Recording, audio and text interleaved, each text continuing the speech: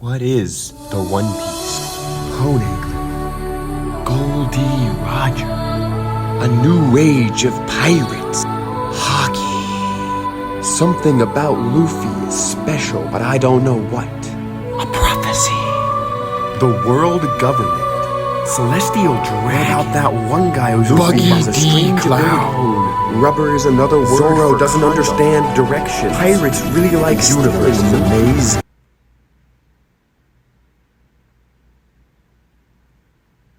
Sup?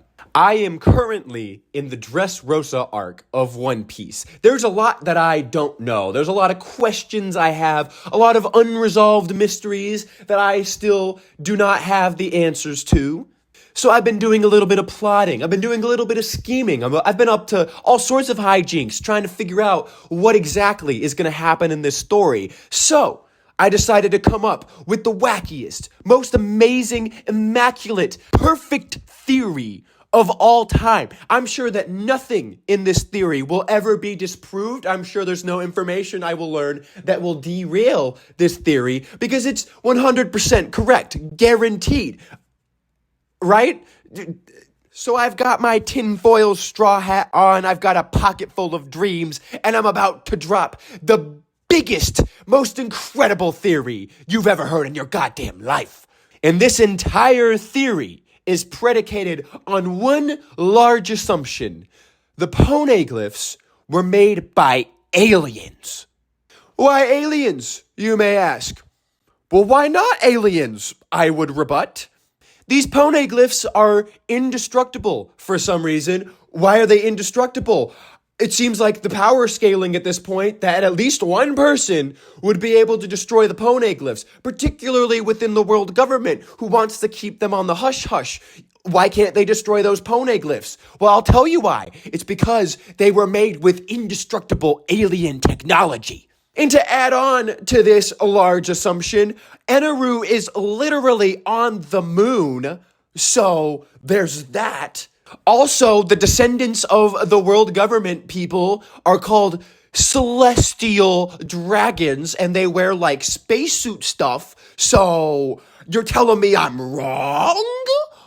So I'll tell you what happened in the past. I'll tell you exactly what happened. I know for a fact what exactly happened in the 100-Year Void. The aliens came to this planet and they inhabited the New World. And the world government was like, yo, what the fuck are these things? Why are they here? What are they doing? So humans being humans, they decided, hey, I want that land. You get off these islands. Those are ours. So you know what they did? They genocided all the aliens that were living on the New World. But the aliens, they were not so easily defeated. They had some tricks up their sleeves. So the world government, in order to destroy these aliens in this 100-year war, they made these 3 powerful weapons that could destroy the aliens. Thus, the 3 ancient weapons were made. But the aliens, knowing that they were going to be defeated, wanted eventually for someone to find these weapons and to redeem them. So they inscribed instructions on the poneglyphs on how to find these ancient weapons, and they left brief snatches of their history so that none may forget that they once existed.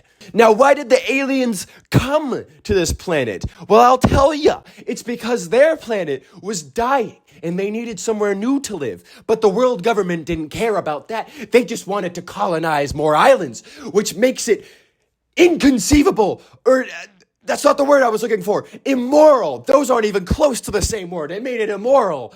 It was immoral anyway for them to genocide them, but it was selfish and led by greed that the world government destroyed them. And to tie into this theory, what about those soldiers that Eneru found on the moon? Well, I'll tell you who they are. They're soldiers that were created by the world government shortly after they finally destroyed the aliens. And they left those soldiers on the moon in the possibility that aliens may one day return. They would have soldiers at the forefront, at the front line, to hold them at bay while they got their armies ready down below. And now, my friends, we flash forward to the future when one man named Goldie Roger was born. He was called the Pirate King, the greatest pirate who ever lived.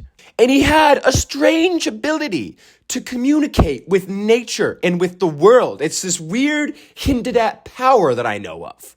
Well, how could he do this? How could he communicate with them like this? Well, I'll tell you. It's because he's the descendant of a human and an alien who had intercourse and created children. That was poor wording, but you know what I mean. But because of this, he was born and endowed with mysterious powers that allowed him to communicate with the world. And actually, this is where the will of D comes from. Anyone with the D in their name is actually also a descendant of the aliens, and the D stands for D's aliens. So then, why does no one else have the ability to communicate with nature apart from Luffy? Well, I'll tell you why. It's because only one fully pure of heart can communicate with nature. Yeah, we're gonna go with that. At this point, you must be wondering, what exactly is the One Piece? Well, I'll tell you. The One Piece is actually one piece of a gigantic jigsaw puzzle that shows you the exact coordinates of how to contact the alien race using a transmitter that the world government has been hiding at the end of the New World. Roger discovered this, and he took out the one piece of the jigsaw puzzle that had the coordinates on it. Now, why didn't he contact these aliens himself? Well, I'll tell you why. It's because he received a prophecy from the same person that Luffy received a prophecy from on Fishman Island. Only his prophecy told him that if he tried to contact the aliens, he would bring about the destruction of the world. However, if he allowed someone in the future to contact the aliens, the world may be saved. I forgot to mention, there are still aliens that are alive that didn't come to Earth 800 years ago. Some of them are still living on the dying planet. It's taking a while for their planet to die.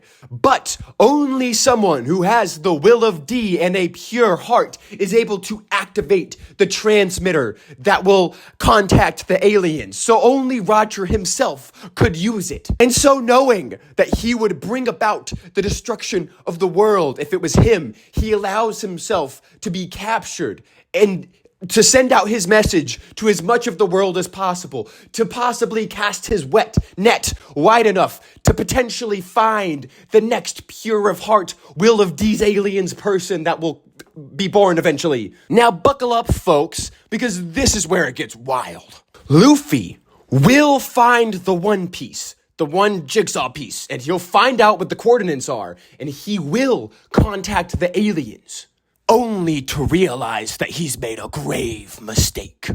Remember that Luffy has a prophecy that he will bring destruction to Fishman Island. The aliens will come down to this planet with massive firepower, with powers that are nigh indestructible, incredible, overwhelming power that mankind stands no chance against. And Luffy, realizing that he has made this horrible mistake by calling down the aliens, will do everything in his power to stop them from destroying this planet. His final showdown will happen on Fishman Island, where he will attempt to save the people there and go down in a blaze of glory as it is destroyed. And this is when the true protagonist of One Piece will emerge, Buggy D. Clown, aka Joy Boy.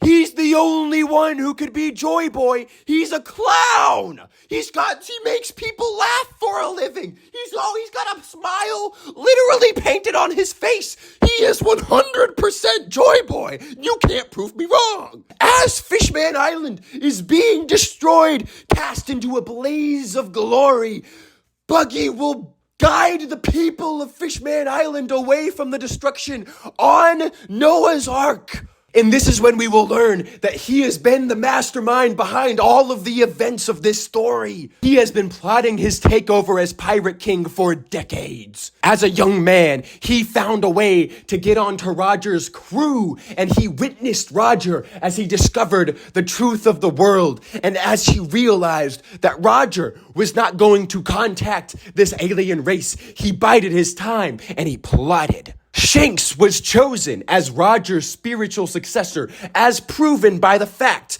that Shanks had the straw hat that Goldie Roger had in a flashback at one point. I can't remember exactly when. Buggy theorized that Shanks would one day pass on Roger's will to the most likely candidate to find the One Piece. So he followed Shanks to the East Blue and he bided his time. When he heard of a young boy with a straw hat, he put himself directly in the path of Luffy as to make their meeting inevitable. Flash forward, Buggy allows himself to be captured so that he can once again be in front of Luffy, so that he can once again be ahead of the game. He knew that Luffy would be coming. He had contacts outside of Impel Down waiting to tell him when Luffy would come this direction, as proven by the point that he was already making an escape when Luffy arrived. He did not anticipate Luffy coming directly there, but he anticipated that Luffy was gonna be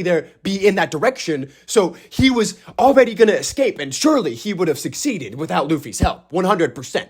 After the events at Marine Ford, Buggy became one of the most notorious pirates on the sea with an army of prisoners behind him. And then he became a warlord and joined up with the government, not for the notoriety, not for the protection, but because he needed them for his master plan. See, he saw ahead. He saw that the end game was in sight. And he knew that these aliens would not be peaceful when they were contacted and brought down to Earth. After all of their ancestors were genocided by these people. So he knew destruction was coming, and he knew that Luffy would do everything in his power to prevent that destruction once he realized his mistake. So he waited until the destruction of Fishman Island, and as he saw Luffy going down, he knew that he had succeeded. Now seen as the savior of Fishman Island, he becomes one of mankind's most trusted figures. So the world government, having known Buggy for a while now trusting him and believing him to be a genius, they send him to broker a deal with the aliens. Buggy makes a deal with the aliens that they can remain the overlords of mankind, that they can be their rulers on one condition.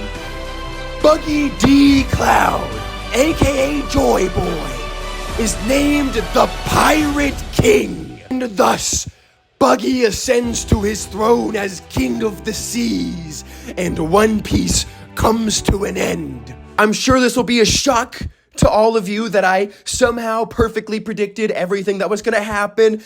But listen, this is what I do. Yeah. That's basically it. That's my whole theory.